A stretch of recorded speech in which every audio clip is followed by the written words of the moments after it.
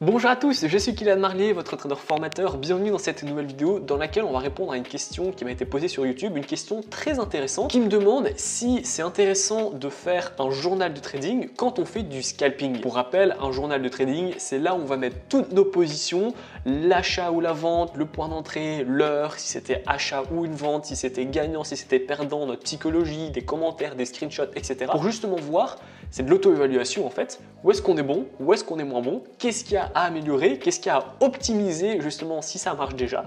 Donc voilà, quelques mots, c'est ça le journal de trading. Et du coup, on pourrait se demander si c'est vraiment intéressant de faire un journal de trading lorsqu'on fait du scalping. Pour rappel, le scalping, eh bien, ça va être en fait de mettre beaucoup de positions qui vont durer entre 1 et 3 secondes. Et justement, ces positions, on va aller chercher 1 à 3 pips avec des gros lots, un gros effet de levier, parce que justement, vu qu'on va chercher très peu de pips, il faut que ces pips eh bien, coûtent cher pour qu'on gagne beaucoup d'argent. Évidemment, avec un petit lot, si les prix prennent 3 pips, vous n'allez rien gagner. Par contre, si on va de manière brutale, très agressive, 3 pips sont assez suffisants pour justement bien gagner, surtout si on met beaucoup de positions par la suite. Alors la réponse, je ne vais pas tergiverser, c'est oui et non. En fait, moi je recommande pas vraiment de faire un journal de trading si vous faites du scalping. Pourquoi? Parce qu'en fait, étant donné que vous allez mettre beaucoup de positions, vous allez passer plus de temps à faire votre journal de trading, donc à remettre toutes les positions, votre émotion, le lot, etc., le screenshot, plutôt qu'à trader en fait. Et alors à ce moment-là, c'est pas rentable.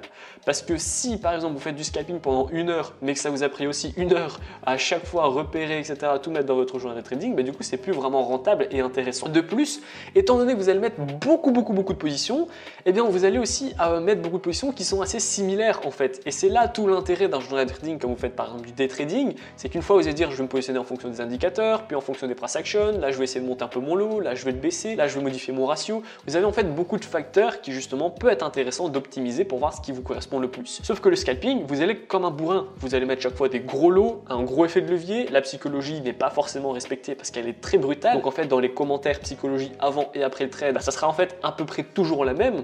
Puis également, vous allez laisser vos positions très peu de temps et vous allez toujours chaque fois faire du price action, choisir les mêmes indicateurs. Scalping, c'est très répétitif en fait. Donc c'est pour ça en fait que je vais vous recommander de ne pas faire de journal de trading si vous faites du scalping. C'est parce que ça va vous prendre plus de temps à le faire plutôt qu'à de trader. Et alors à ce moment-là, si vous faites 1 heure en plus de scalping au lieu d'1 heure consacrée au journal de trading, vous allez être plus rentable. Là, c'est vrai que mettre une position à chaque fois toutes les secondes, c'est évidemment pas intéressant. Par contre, j'ai dit oui et non, je le recommande pas.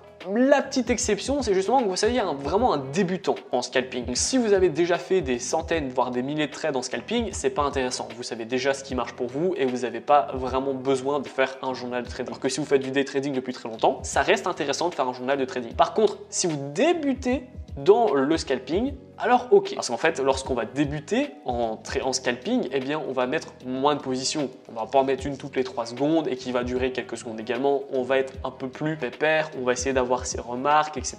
Ou comment je peux me positionner. On va toujours se positionner beaucoup parce que ça reste du scalping. Mais au lieu de se positionner 20, 30, 40, 50 fois dans la journée, on va peut-être se positionner 10 fois. Donc à ce moment-là, vous avez déjà peut-être un peu plus de temps de voir et de mettre votre journal de trading en place. Également, vu qu'on débute en scalping, eh bien il va falloir faire du backtest. Voir si c'est les indicateurs qui vont vous correspondre, quel indicateur, ou si c'est plutôt le price action, si c'est le price action en fonction de quoi, des supports, des résistances, des figures graphiques, des figures chartistes. En fait, voilà, lorsqu'on débute, on a vraiment tout à faire. Et là, à ce moment-là, ça peut être intéressant de créer un journal de trading. D'ailleurs, si vous ne savez pas comment créer un journal de trading, je vous le mets en haut à droite, mais j'ai fait une vidéo justement pour ça. Je vais sur Excel et je vous montre point par point comment créer un journal de trading. Donc voilà, en conclusion, est-ce que c'est vraiment utile de faire un journal de trading quand on fait du scalping? Oui, si vous êtes vraiment débutant et que vous avez envie de tester le scalping. Par contre, si vous avez déjà un peu d'expérience en scalping, alors c'est pas super intéressant parce que ça va vous prendre plus de temps qu'autre chose. Et puis si vous avez trouvé ce qui marche en scalping, c'est très répétitif et vous allez faire 100 fois la même chose au final, donc c'est pas super intéressant. Je pourrais dire oui également si vous avez fait longtemps du scalping mais vous n'êtes toujours pas rentable. À ce moment-là, ça peut être intéressant d'ouvrir un journal de trading pour comprendre pourquoi vous n'êtes pas rentable. Mais bon, dans l'idée, c'est vrai que c'est à prendre avec des pincettes. Donc c'était une très bonne question qui m'a été posée, donc j'ai été ravi de la répondre en commentaire. Dites-moi justement